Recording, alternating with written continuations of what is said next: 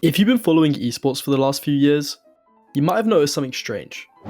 The viewership numbers keep on going up, yet the prize pools have been going down. Not long ago, prize money was the way esports made its way into mainstream media. We go to a 16-year-old who's waking up $3 million richer this morning. 16-year-old Kyle Giersdorf took home the title and a whopping $3 million grand prize, expected to hit $1.1 billion in 2019. But this is highly produced and hugely popular, with the prize money to prove it. TI 2019 for Dota 2 hit over $30 million, at the time the largest prize pool in esports history. That same year, the Fortnite World Cup offered $15 million, putting esports in global headlines when 16-year-old Booga won $3 million in a single weekend. These events weren't just competitions, they were marketing statements designed to make the world pay attention. But by 2023, the numbers told a very different story.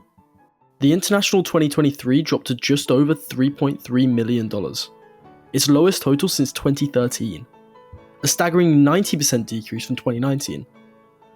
Yet viewership didn't follow that same decline. In fact, TI 2023 still reached around 1.4 million peak viewers, only around a 25% decrease from 2019. A similar pattern has appeared in League of Legends Worlds.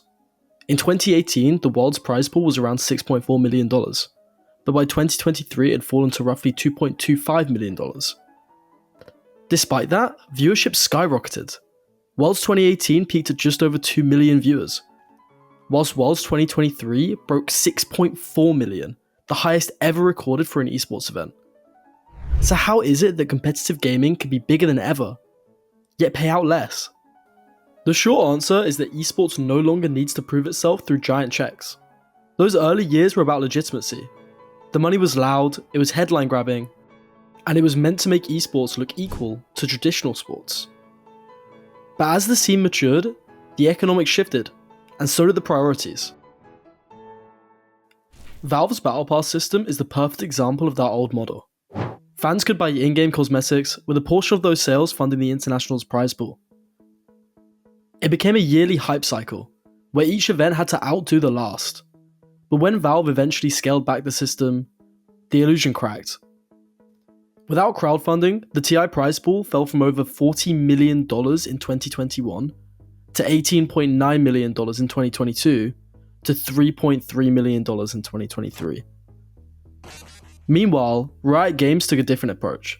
When the developer introduced franchise leagues in 2018, they shifted the focus away from prize money and towards stability.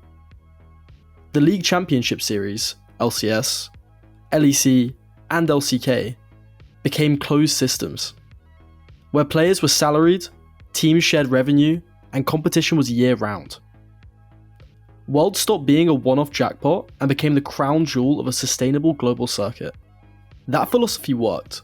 League's total prize pool has remained relatively flat, sitting around $2 to $2.5 million each year since 2020. But the ecosystem around it has grown exponentially. The franchising era brought stability, regular paychecks, sponsorship pipelines, and long-term team investments that don't hinge on winning a single tournament. This pattern extends beyond Riot. As esports matured, publishers and investors realized that massive prize pools weren't creating loyal fan bases. They were great for headlines, but not for health. A $30 million tournament might make the news for a week, but it doesn't keep the lights on for the rest of the year.